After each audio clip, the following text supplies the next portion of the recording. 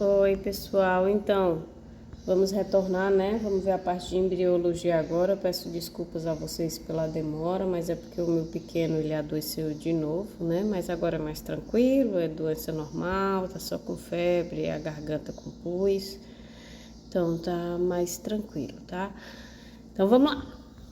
Para compreender o desenvolvimento do sistema cardiovascular primitivo, a gente tem que voltar um pouquinho. Vocês devem ter visto lá na embriologia básica, né? Desenvolvimento, segmentação, aí desenvolvimento da mórula, da blástula, da gástrula, certo? Então é justamente isso. Na terceira semana de desenvolvimento embrionário, vai acontecer o processo de gastrulação, né?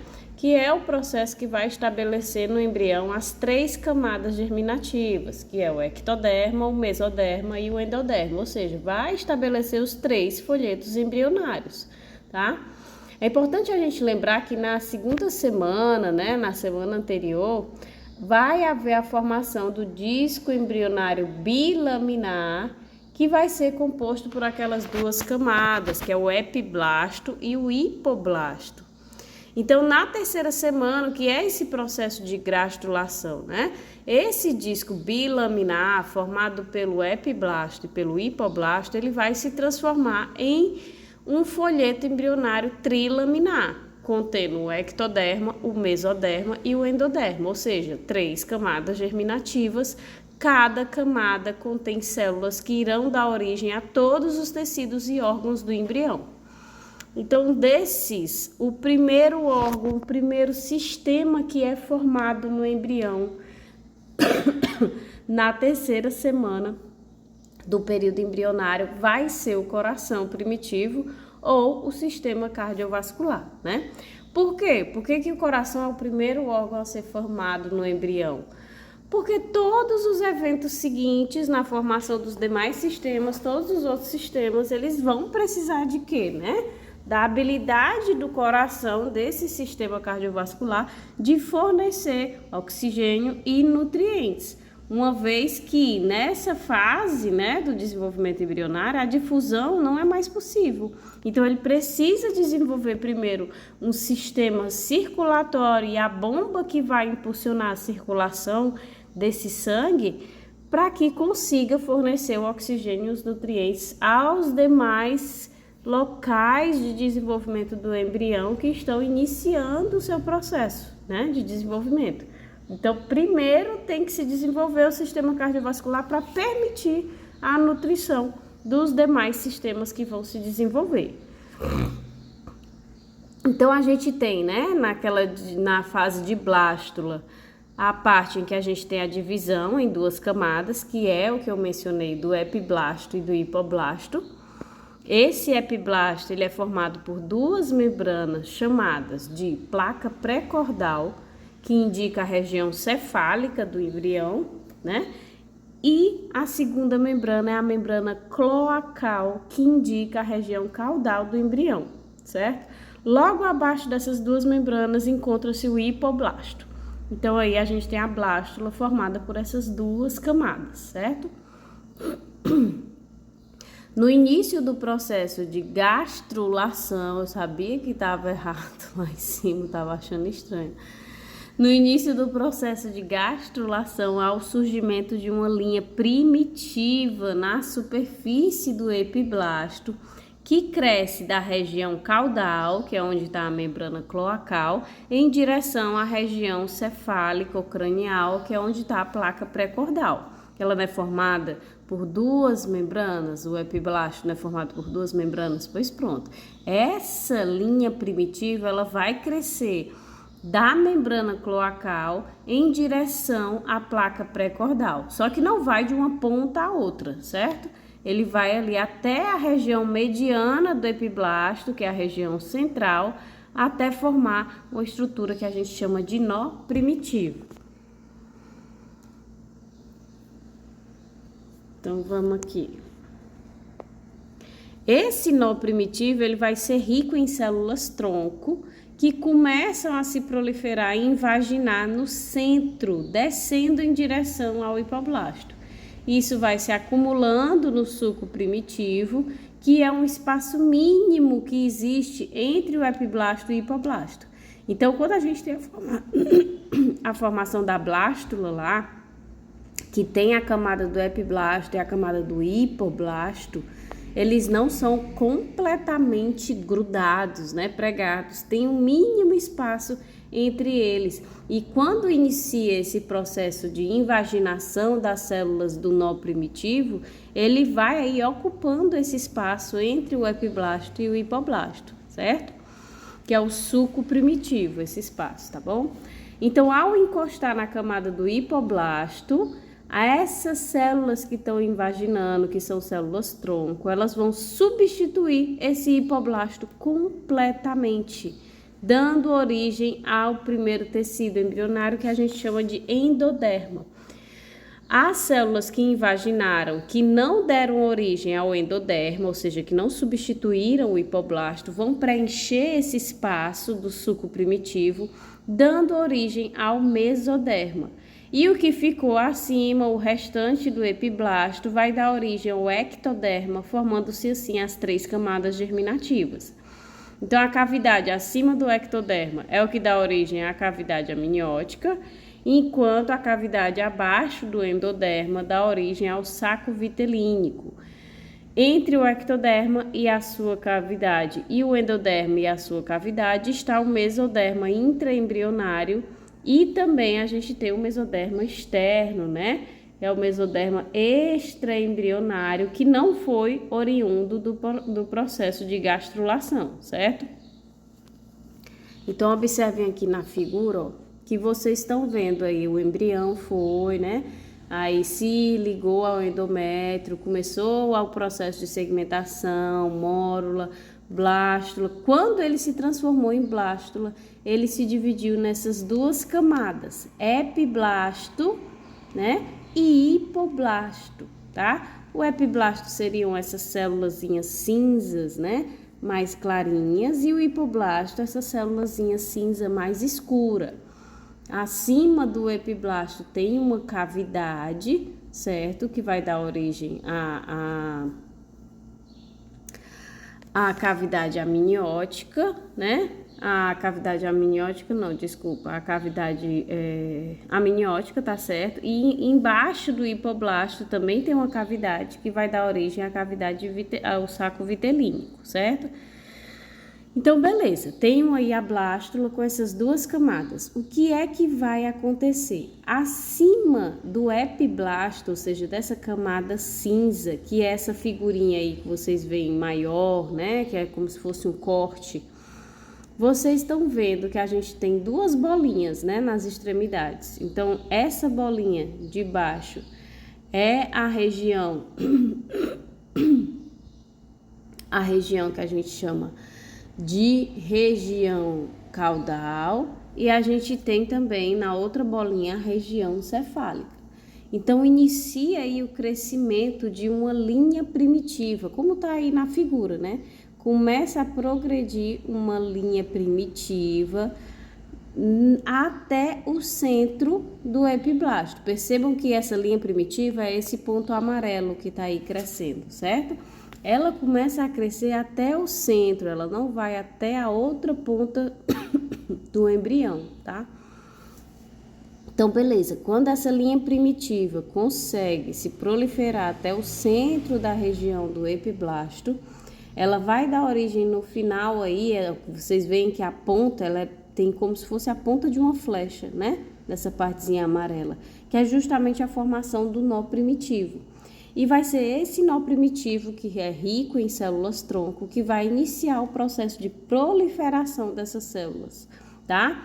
Então, ele continua o processo de gastrulação, em que essas células do nó primitivo, elas começam a se proliferar e elas começam a se acumular no espaço entre o epiblasto e o endoderma, que é o suco primitivo. Então, vocês veem logo aí do lado, né, essas camadas que vocês estão vendo, que as células começam a se proliferar do nó primitivo, que são células tronco, e elas estão aí em amarelo, elas começam a se acumular nesse espaço. E aí elas vão se proliferando, até preencher todo esse espaço. aquelas células que estão em contato com o hipoblasto, né, que seria essa camada em verde, elas vão substituir completamente as células que formam o hipoblasto, certo? Dando origem agora ao endoderma. Beleza, deu origem ao endoderma.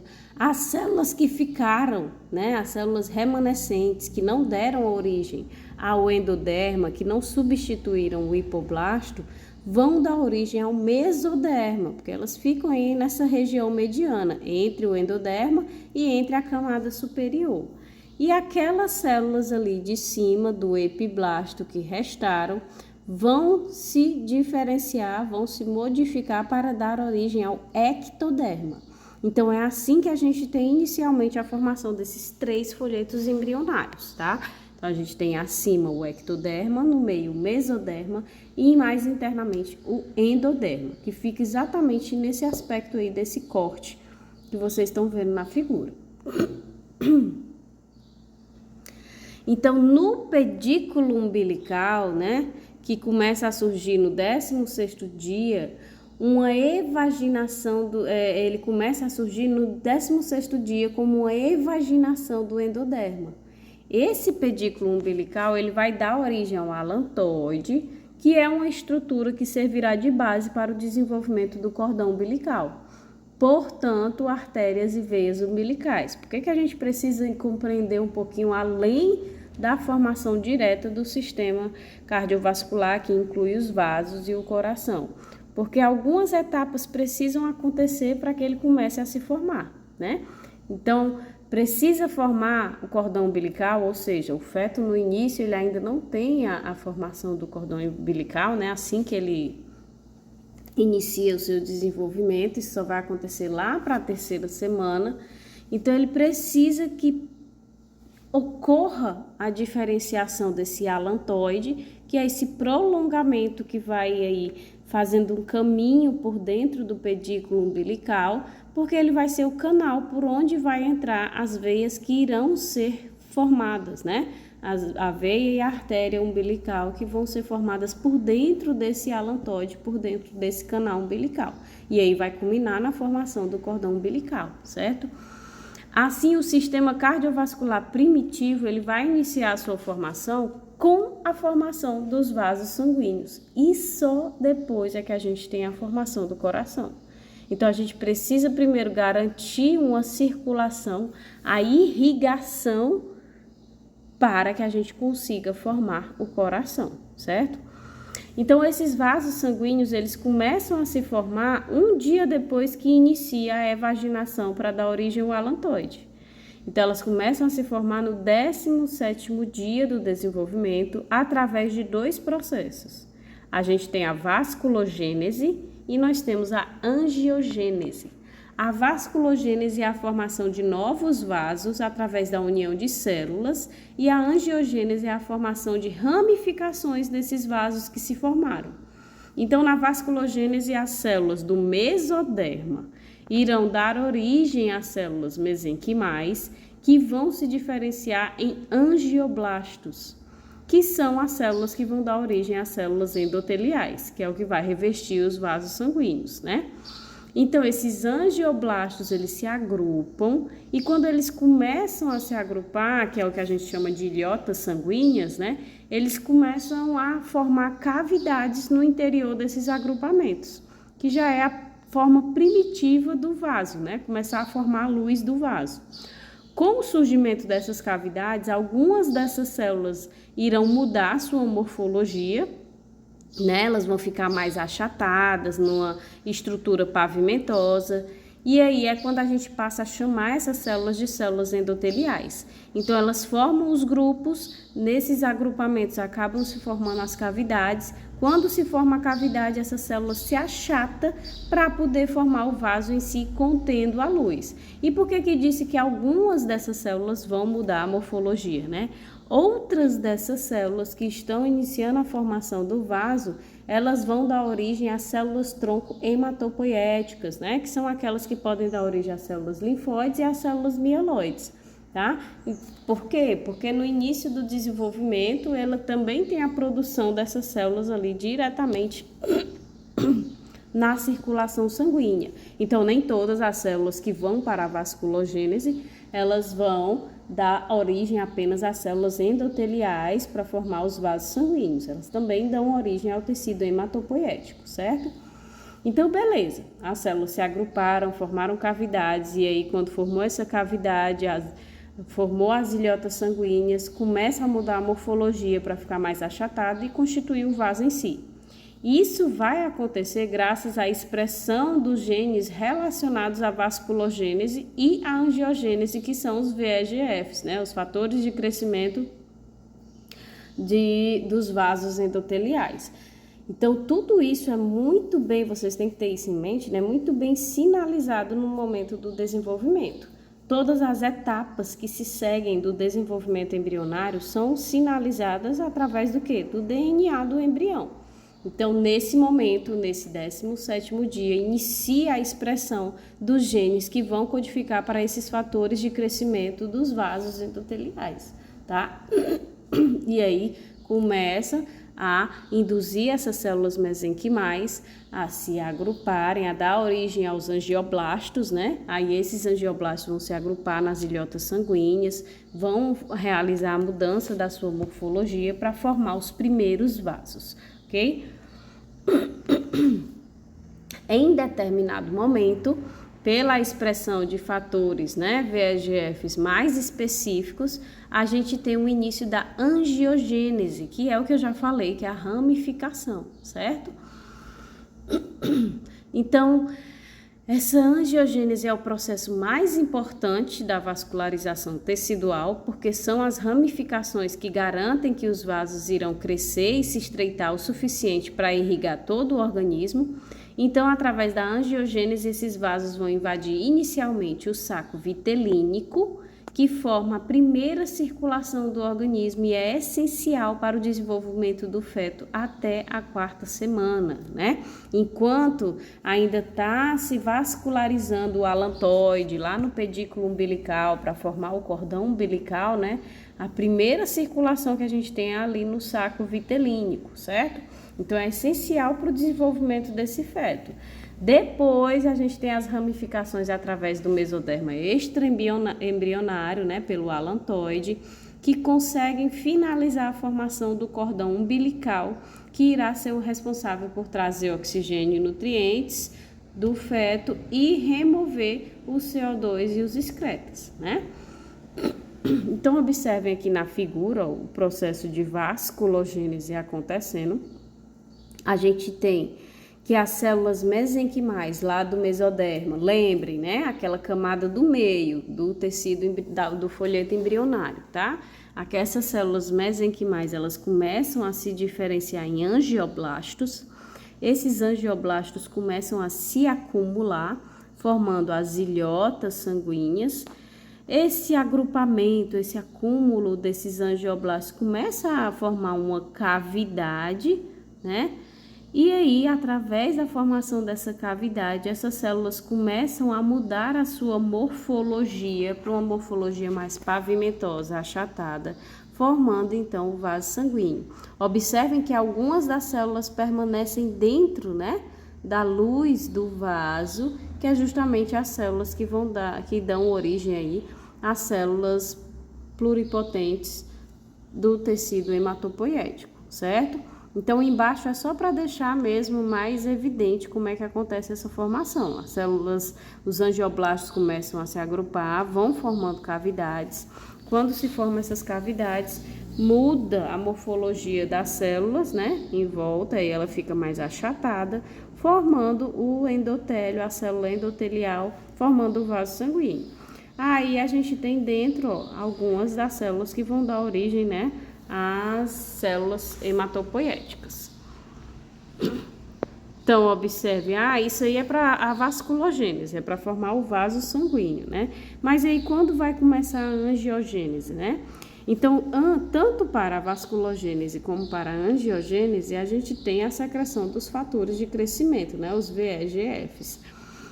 Quando o organismo começa a querer que aconteça as ramificações, que outras regiões do embrião comecem a ser irrigadas, ela passa a secretar esses VEGFs mais específicos, né, como do tipo A, o E, o tipo 1, o tipo 2, porque eles induzem justamente a ramificação.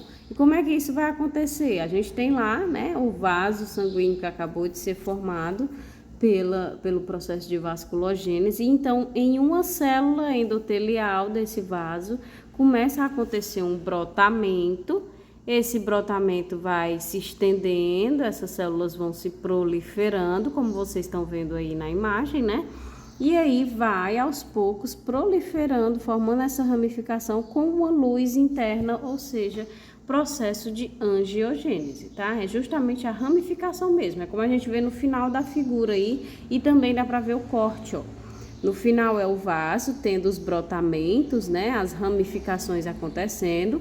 E no meio vocês veem aí que é, ó, o corte desse vaso. Então, observem que esse brotamento vai acontecendo, ele já vai acontecendo com a luz do vaso sendo formada, porém, a extremidade, enquanto ela não chega ao ponto alvo, a extremidade permanece aí fechada. Quando chegar à região alvo desse vaso, ela vai, né, se abrir. Então, permanece assim até o ponto em que chega ao local alvo. Aí, no 18º dia, o sistema circulatório ele já se desenvolveu um pouco e vai favorecer a irrigação da área cardiogênica do mesoderma lateral esplâncnico, que é a região inferior do mesoderma lateral. Então, no 19º dia, as células mesenquimais dessa região se diferenciam e migram para as laterais, formando o que a gente chama de cordões angioblásticos laterais, que se proliferam e canalizam, dando origem a 2 tubos, chamados de tubos endocárdicos, até o 21º dia. Então, percebam aqui, ó, vocês têm aí nessa partezinha mais amarronzada, né? Que tem como se fosse um arco vermelho em cima da cabeça, né? Então, a gente tem aí nessa ponta a região cranial, né? A região cefálica, e temos embaixo, lá embaixo, a região caudal, tá? Então, quando a gente tem o início do processo de vasculogênese e angiogênese, começa a formar os vasos sanguíneos que começam a irrigar essa região. Então, ó, percebam, tá começando a irrigação, tá saindo de cima, né, e indo para as laterais, tá? É a segunda figura, pronto, é a segunda figura.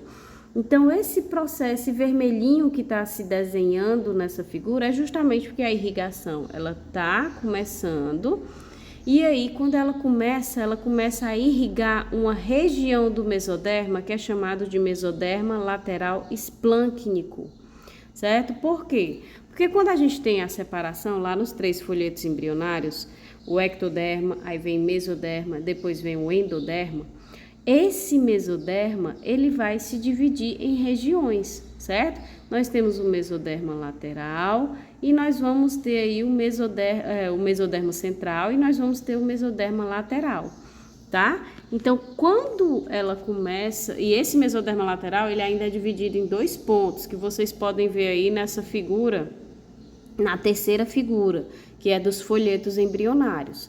Então, esse mesoderma lateral, ele ainda tem uma camada superior, um espaço em branco e tem uma camada inferior que fica em contato com o endoderma. A superior fica em contato com o ectoderma e a inferior fica em contato com o mesoderma, né? O ectoderma é o que está em azul, então a camada superior fica em contato com o azul e a camada inferior fica em contato com o amarelo, que é o endoderma. Então, esse mesoderma lateral que fica em contato com o azul, com o ectoderma, é chamado de mesoderma lateral somático, certo? Enquanto esse mesoderma lateral que fica em contato com a camada amarela, ou seja, com a camada endodérmica, é chamado de mesoderma lateral esplâncnico. Então, se perguntarem para você, quem é que vai dar origem aí ao coração primitivo, né? Então, quando a gente fala que a área cardiogênica vem do mesoderma lateral esplâncnico, é porque é ele quem vai dar origem ao coração primitivo, certo?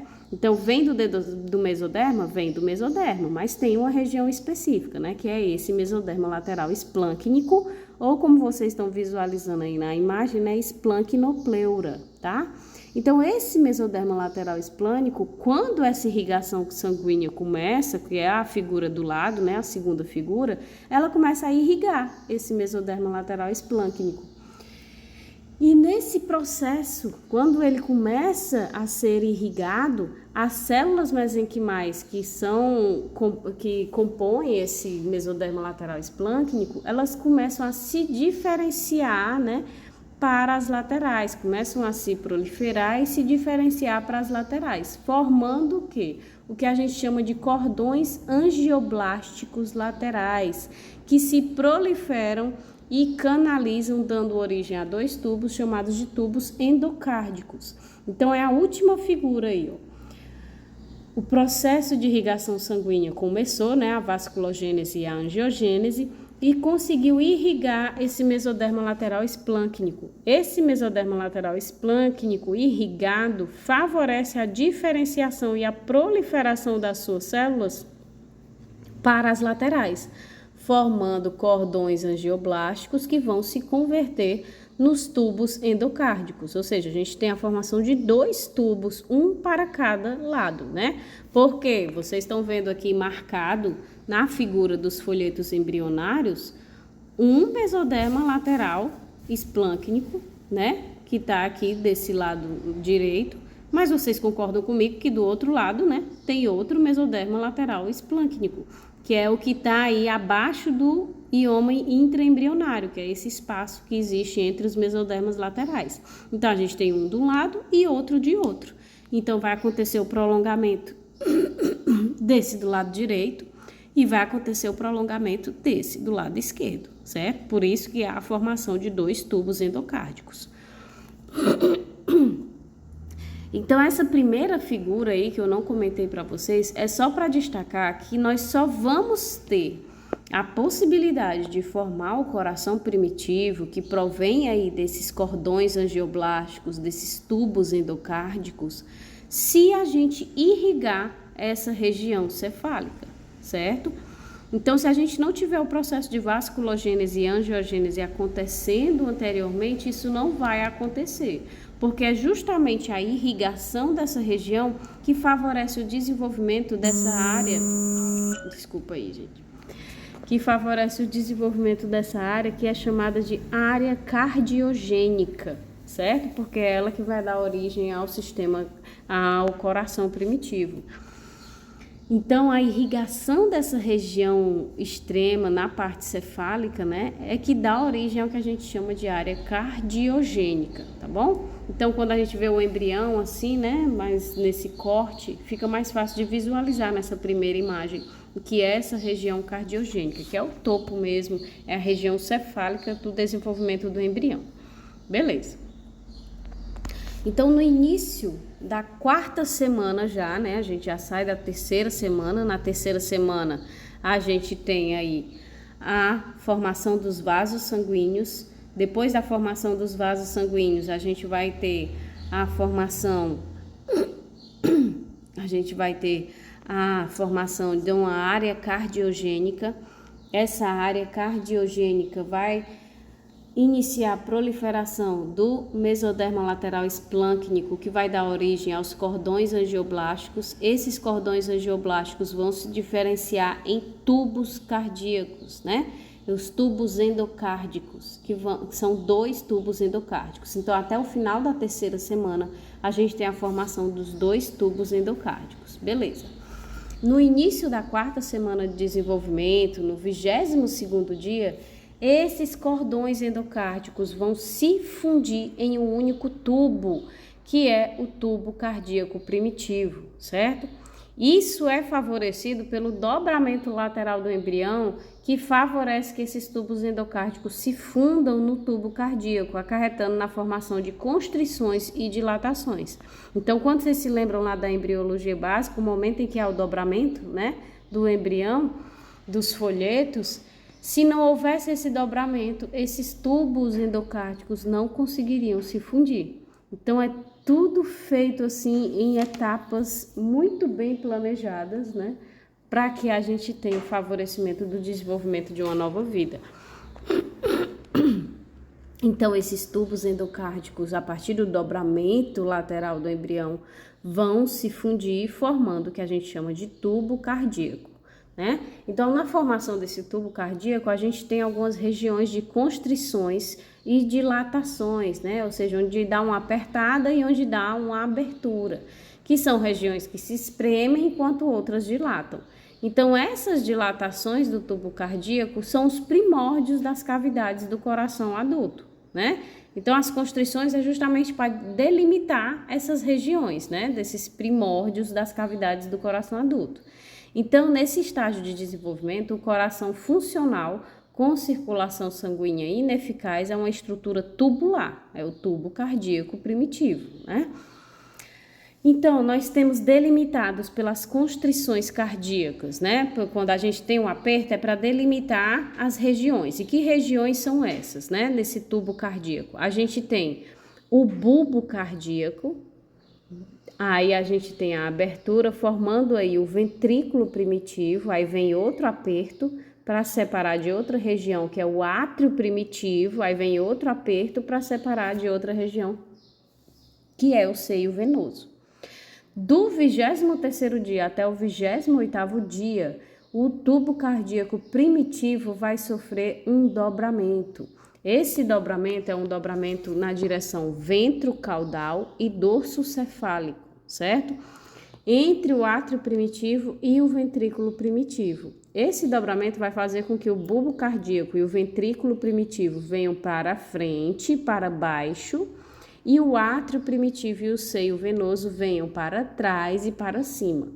Então, é importante destacar que esse dobramento ocorre porque a região do bulbo cardíaco e do ventrículo primitivo cresce mais rápido do que as outras regiões.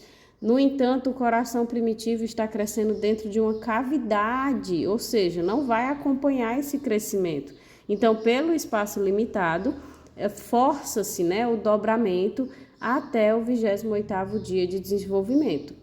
Por quê? Obviamente, como eu já disse desde o início, a gente tem a expressão de genes que induzem esse crescimento diferencial e assim o dobramento. Então, a gente tem genes que induzem o crescimento mais rápido e mais acelerado da região do bulbo cardíaco e do ventrículo primitivo.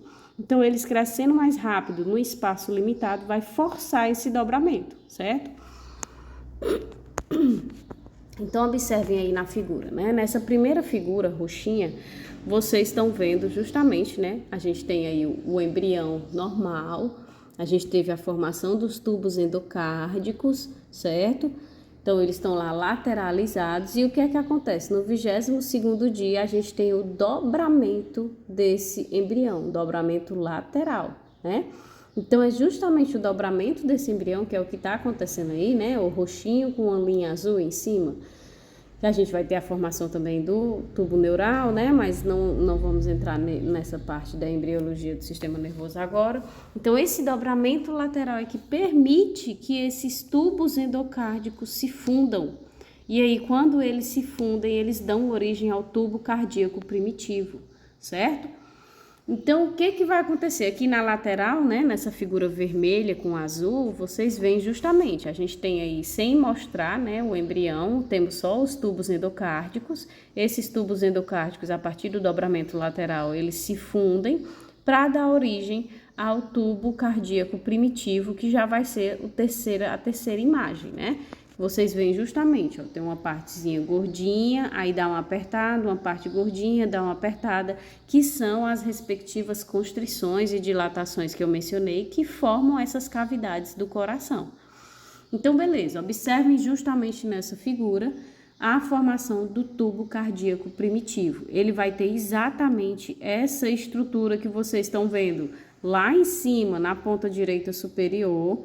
E também estão vendo nessa figura aqui embaixo, que está verde, azul e vermelho, branco, verde, azul e vermelho, que é esse tubo cardíaco primitivo, né?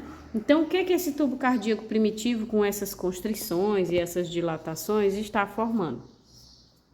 Então, a gente tem aí na divisão, né, superior, a gente tem o bulbo cardíaco, certo?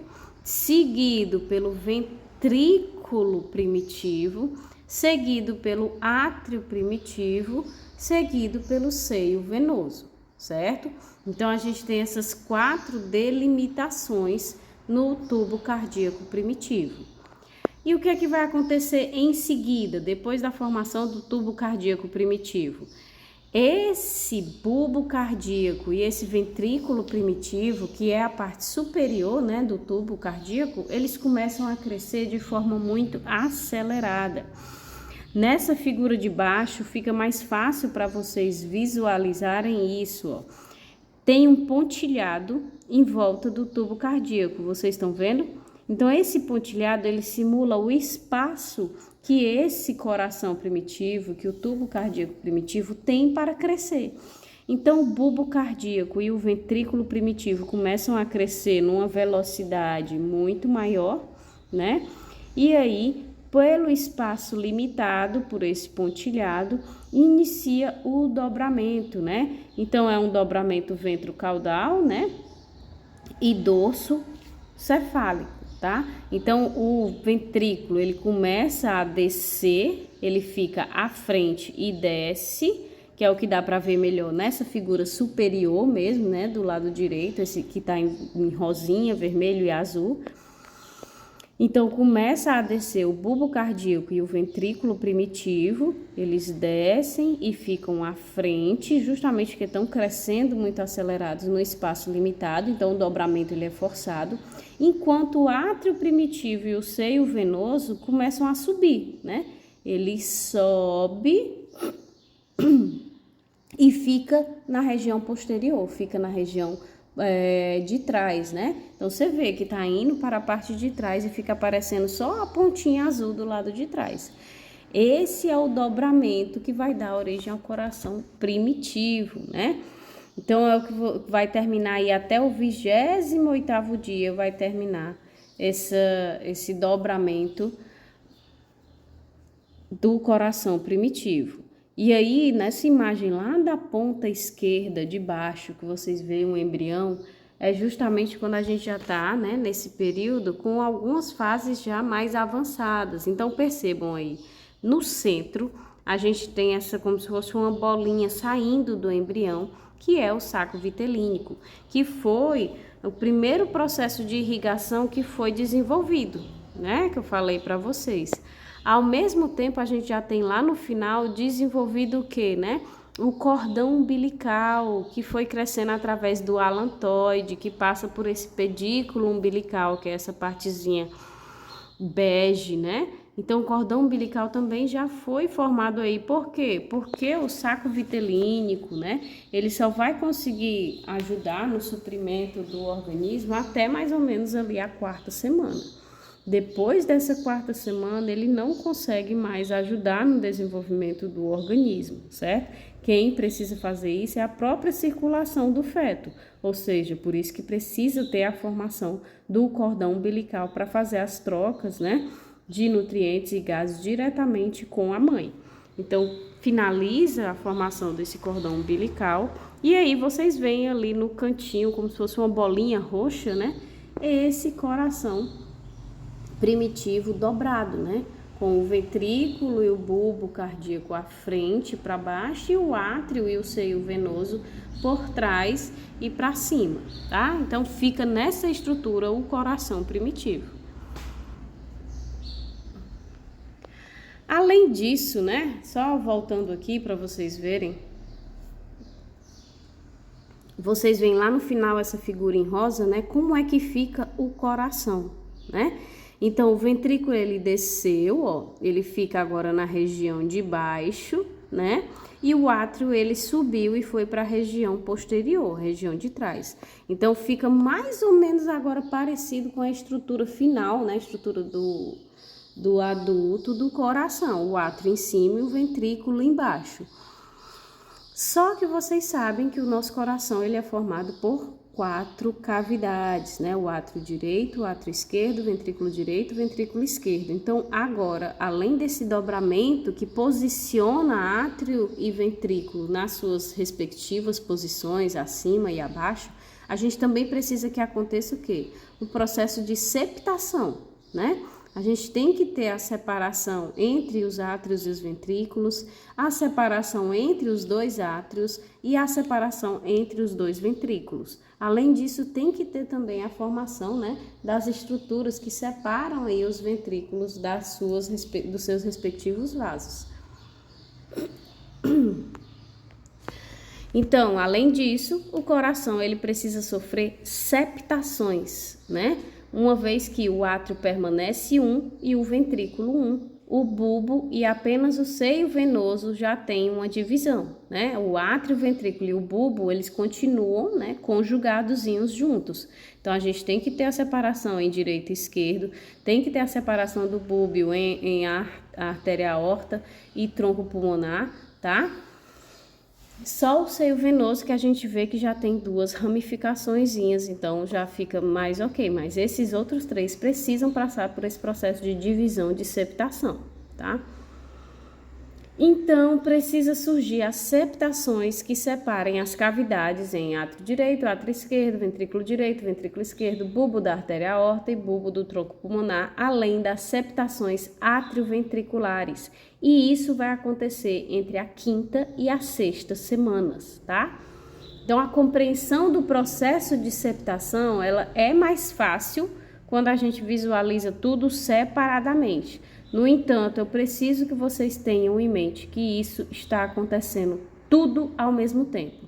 Então, a separação entre átrio direito e esquerdo está acontecendo e a gente vai ver em separado. Depois, a septação entre ventrículo direito e esquerdo também, entre átrio e ventrículo. A separação do bulbo em artéria aorta e bulbo do tronco pulmonar, também vamos ver separadamente, mas tenham em mente que todos esses estão acontecendo ao mesmo tempo, certo? Então, vamos lá.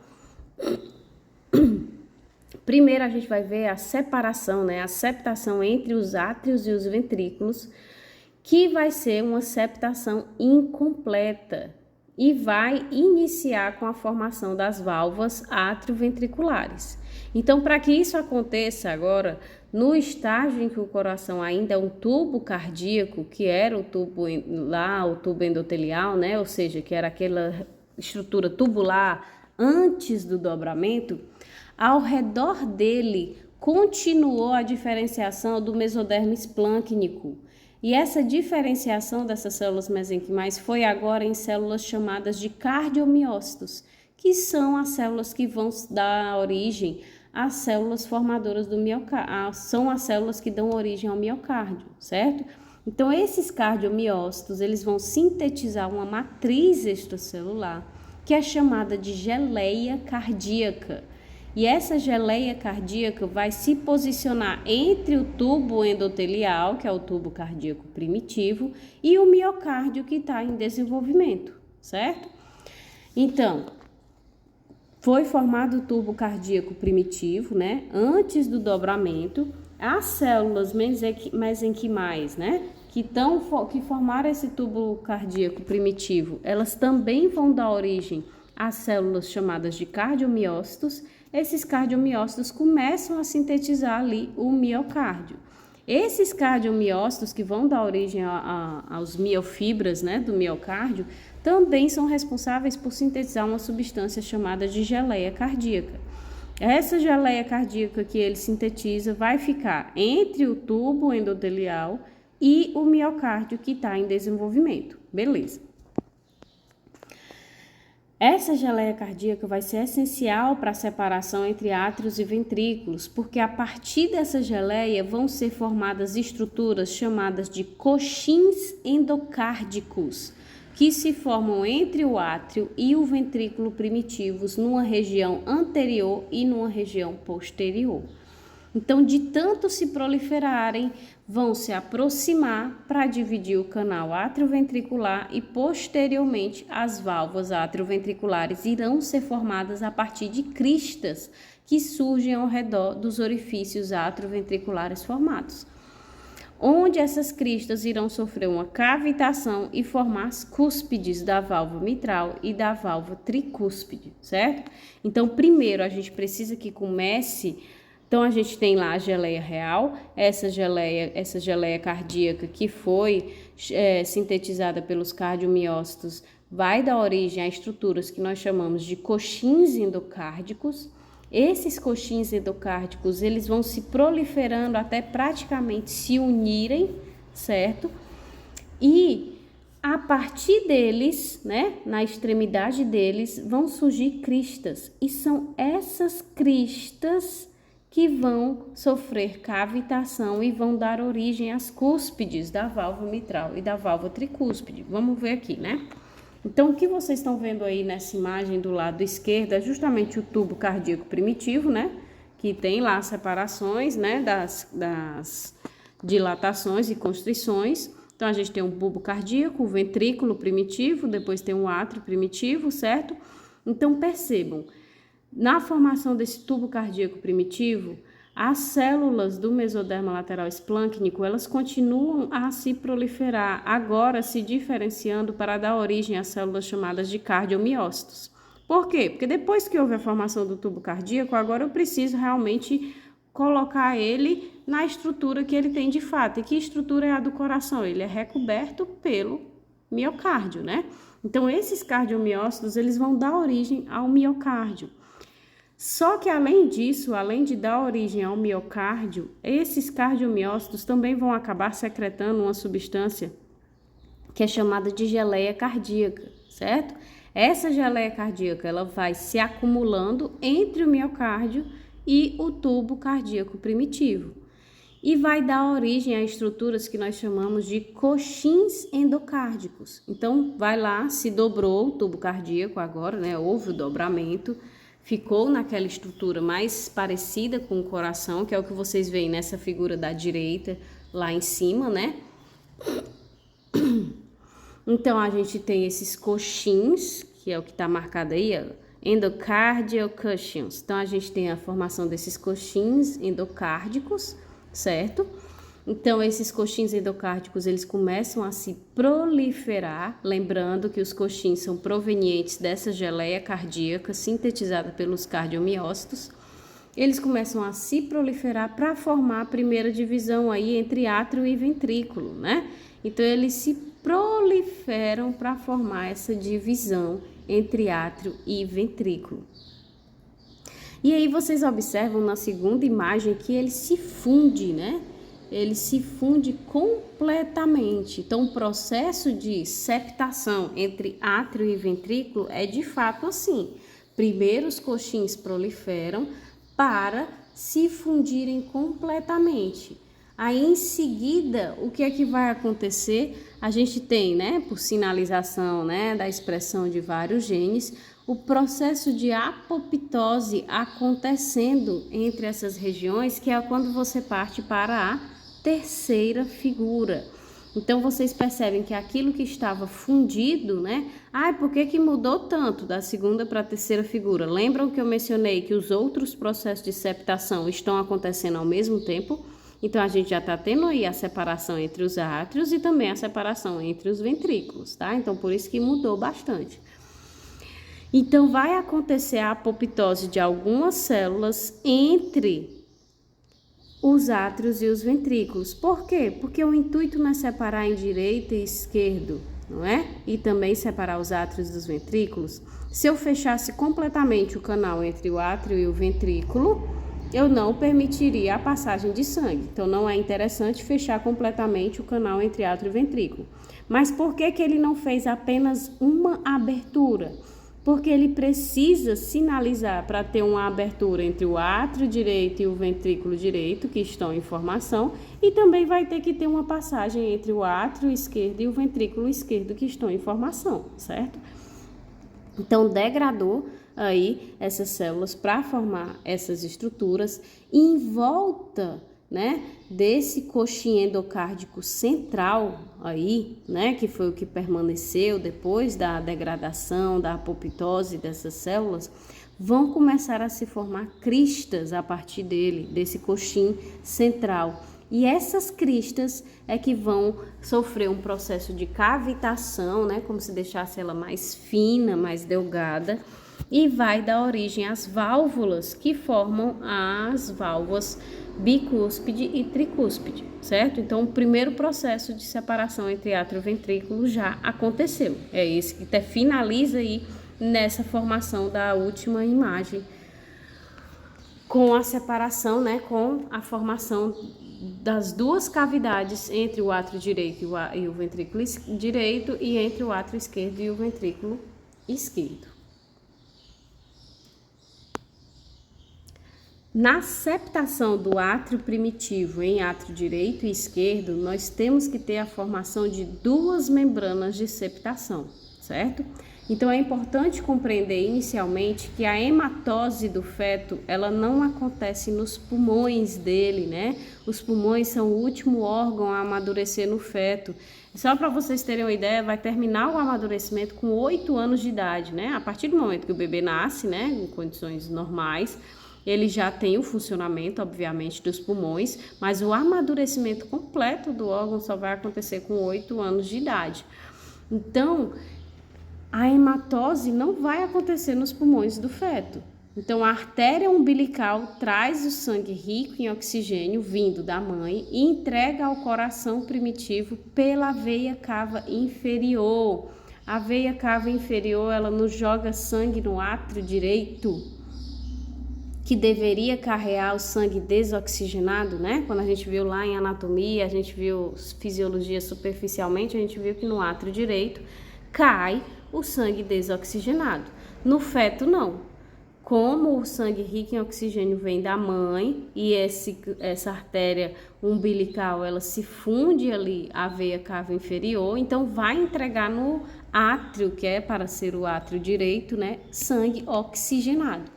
Então, inicialmente, a gente precisa se separar o átrio primitivo em direito e esquerdo.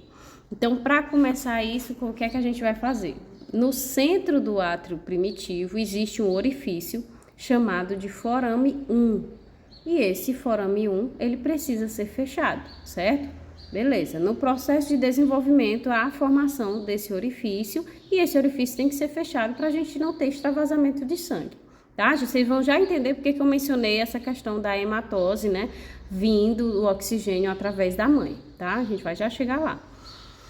Então, beleza. Tenho esse forame 1, esse orifício no átrio primitivo que eu preciso fechar. Então, para isso, vai surgir uma prega delgada, uma membrana no topo do átrio primitivo que cresce em direção ao coxim endocárdico. Vocês se lembram que é o coxim endocárdico? Vou retornar aqui, ó. Essa estrutura que permaneceu, né, no centro do coração, depois do processo de apoptose que formou as aberturas entre o átrio direito e o ventrículo direito e entre o átrio esquerdo e o ventrículo esquerdo, ficou essa região central, né? Essa região central é chamada aí de coxim endocárdico, certo? Então, beleza. Essa primeira membrana, para fechar esse forame 1, esse orifício que tem no átrio primitivo, ela começa a crescer em direção a esse coxim endocárdico. Essa membrana é chamada de septo 1. E quando ela cresce em direção ao coxim endocárdico, ela fecha esse forame 1 e tá tudo bem. No entanto, na região cranial desse septo 1, né, na região superior, começam a surgir perfurações. Ela começa como se fosse a degradar nesse topo dela, nessa região mais cranial. E aí essas perfurações começam a coalescer, ou seja, cair, né, serem degradadas, deixando outro espaço que era para estar fechado, tem agora outro espaço através dessas pequenas perfurações nesse septo 1. Formando outro orifício que a gente chama agora de forame 2. Ou seja, esse forame 2 ele também precisa ser fechado. E para isso vai surgir outra membrana, que é o que a gente chama de septo 2, que é uma prega muscular, certo? Que surge no topo do átrio primitivo também, mas é incompleto, ele tem forma de meia-lua. Então, ele vai crescer também em direção ao coxim endocárdico, mas como cresce em forma de meia-lua, ele forma no final outro orifício que é chamado de forame oval. Olha aí, lembrando, né, do forame oval que a gente viu na anatomia. Ok. Então, observem aqui, né, nessa imagem, como é que vai acontecer a separação entre o átrio direito e o átrio esquerdo. Então, no átrio primitivo, a gente tem um orifício, certo? Que não está mostrado aí, tá?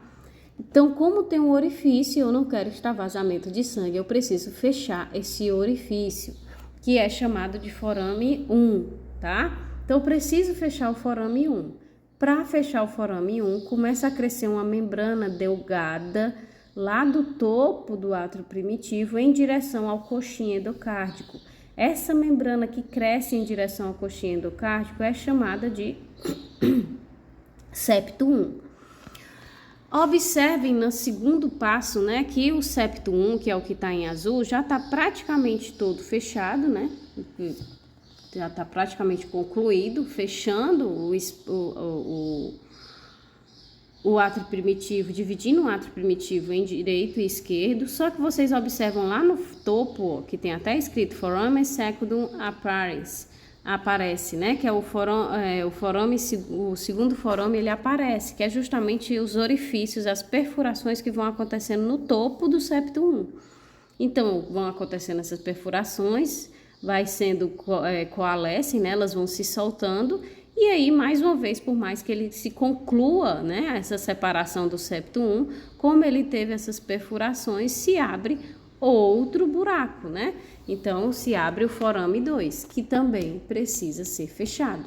Então, para eu fechar o forame 2, né, eu vou começar mais uma vez crescendo lá do topo do átrio primitivo, o crescimento do septo 2. Esse septo 2, ele cresce em formato de meia-lua, também em direção ao coxim endocárdico.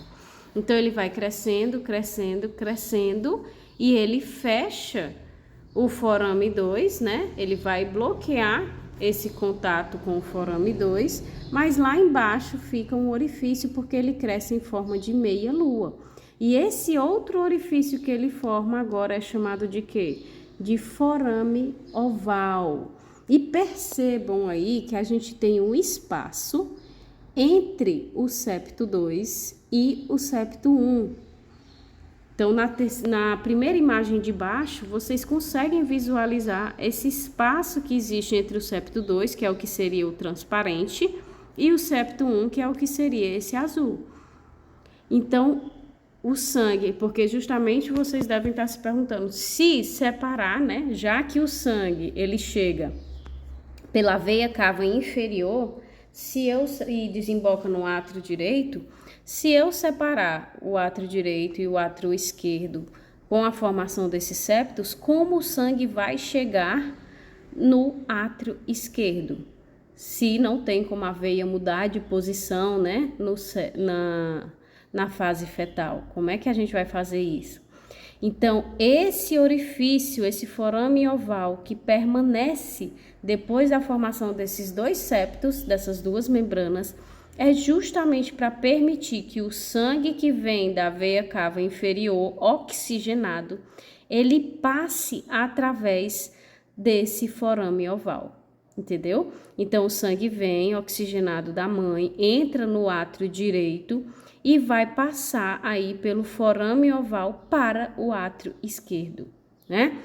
Depois, obviamente, né, quando o bebê nasce, esse forame oval ele se fecha, dando origem à fossa oval ou fossa ovalis, né? Que foi o que eu mostrei para vocês nas peças e na aula também, que a gente consegue visualizar quando a gente abre a cavidade do átrio direito. Então, aquela estrutura que a gente vê é a fossa oval, que foi fechada no período pós-natal. Certo? Por quê? Porque quando a criança nasce, o sangue vai ser oxigenado por quem?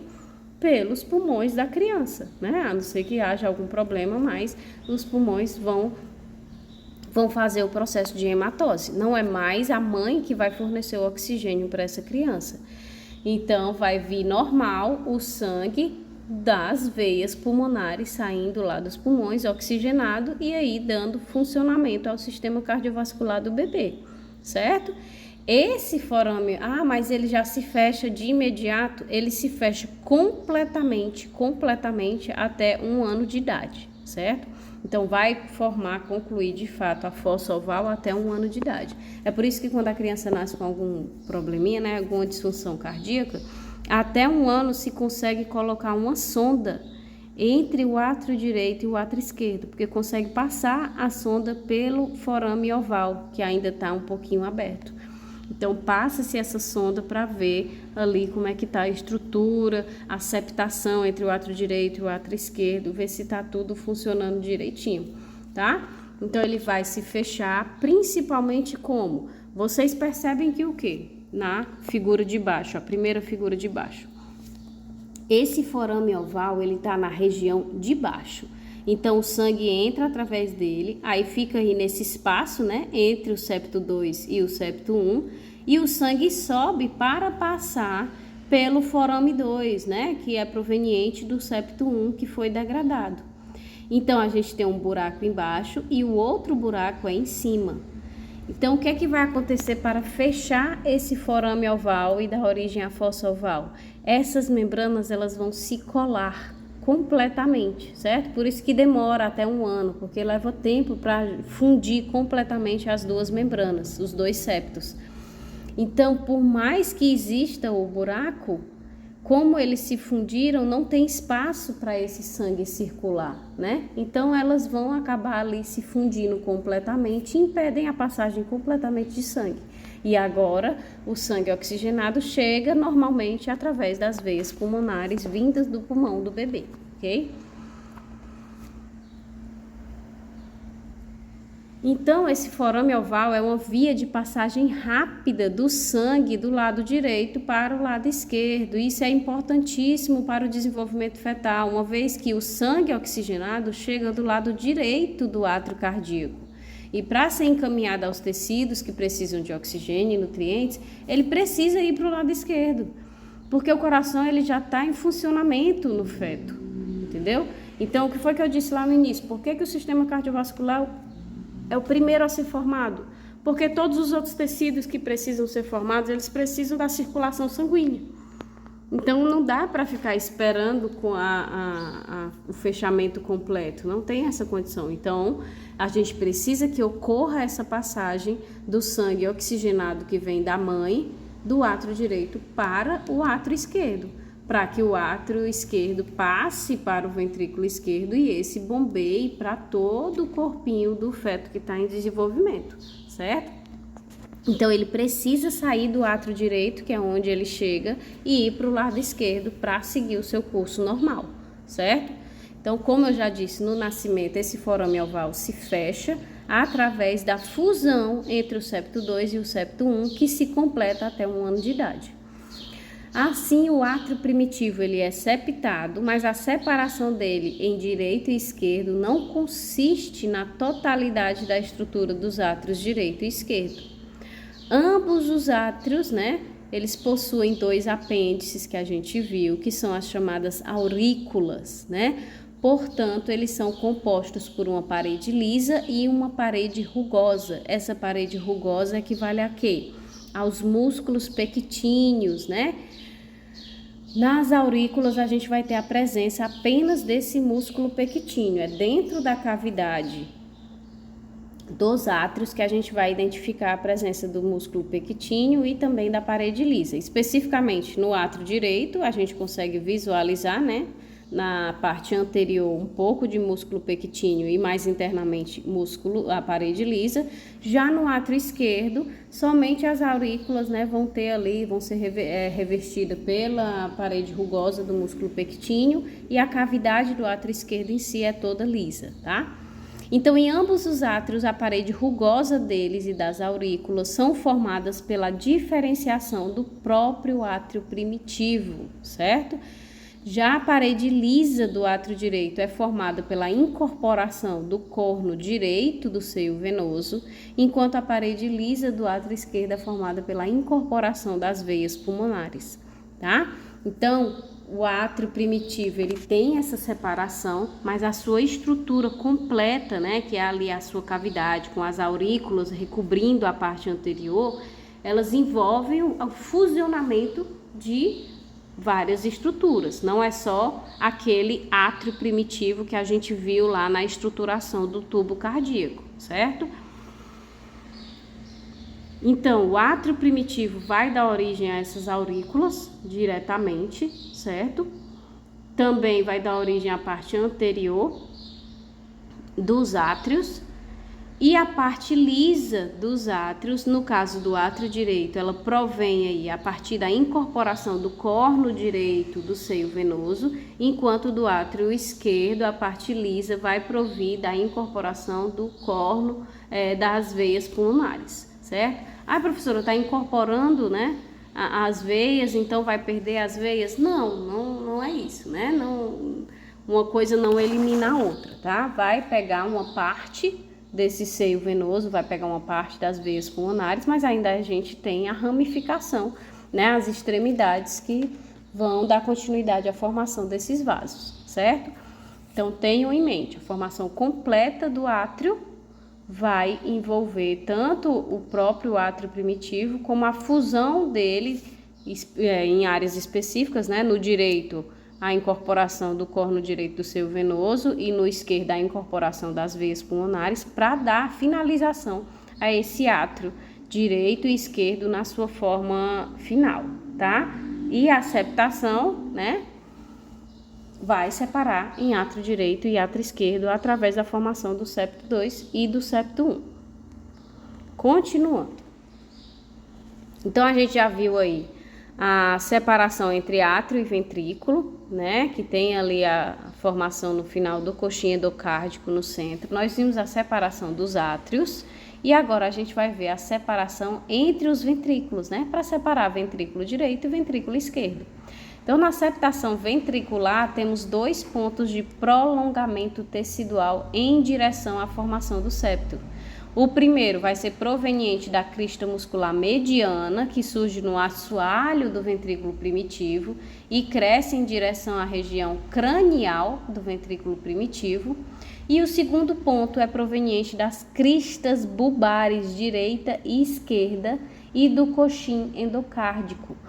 A crista muscular mediana cresce em direção ao coxim até se fusionarem, né? Ao mesmo tempo que as cristas bulbares direita e esquerda se prolongam até o coxim, se fusionando e concluindo a formação do septo interventricular. Então é importante ressaltar que a fusão entre o coxim e a crista muscular não é total, deixando um orifício que é o chamado forame interventricular, que se fecha naturalmente aí durante a 7ª semana. Então observem na figura, né? A gente tem uma crista muscular na primeira imagem crescendo para formar esse septo interventricular. Ela cresce em direção, né, a região cranial, ou seja, a região superior do ventrículo. Então, ela vai crescendo ao mesmo tempo em que a gente tem também as cristas bulbares direita e esquerda, que vão crescendo e se prolongando até o coxim. Por quê? Para haver a separação entre o ventrículo e o bulbo, né? Que vai dar origem aí às artérias, certo? Então, essas cristas bulbares direita e esquerda também vão se prolongando até o coxim para finalizar essa septação entre os ventrículos, tá? Então, vocês conseguem ver aí na figura a septação básica, né, do ventrículo primitivo, que vai subindo essa crista muscular mediana, que vai mesmo do centro do coração, ela vai subindo em direção ao coxim endocárdico, mas aqui não está mostrando, certo, o prolongamento das cristas bulbares direita e esquerda até o coxim endocárdico. Então, a gente consegue perceber a importância, né, que tem esse coxim endocárdico que é formado no processo de septação entre átrio e ventrículo, né? Porque os septos de fechamento do forame no átrio primitivo, né? E agora na septação ventricular, todos vão em direção a esse coxim endocárdico, né? Então vai crescendo em direção a ele, e esse forame que é formado, ele vai ser fechado e vai separar os bulbos arteriais dos ventrículos a partir do prolongamento dessas cristas bulbares em direção ao coxim endocárdico, tá? Esse é bem mais simples do que a separação dos átrios, né? Só crescimento mesmo de uma membrana muscular em direção ao centro, ao coxim endocárdico.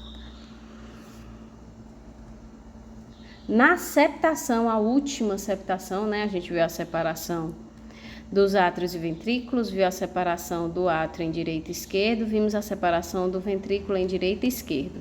A última septação é a septação do bulbo cardíaco, que vai dar origem ao tronco pulmonar, né, que está relacionado à pequena circulação, carrega o sangue desoxigenado para os pulmões, e também vai dar origem à aorta, que está relacionada à grande circulação, que carrega o sangue oxigenado a todas as partes do corpo, né?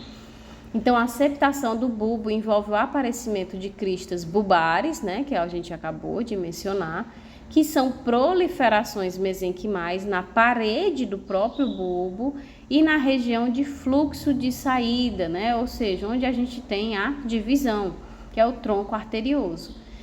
Então, na região de saída vão surgir cristas truncais agora, certo? Então, a gente tem o aparecimento das cristas bulbares, que estão relacionadas ao processo de septação do ventrículo também, tá? E, além disso, a gente vai ter a formação de cristas chamadas agora de cristas truncais, também por proliferação mesenquimal, né? Porque eles não têm origem lá no mesodermo lateral esplâncnico, que é composto por células mesenquimais.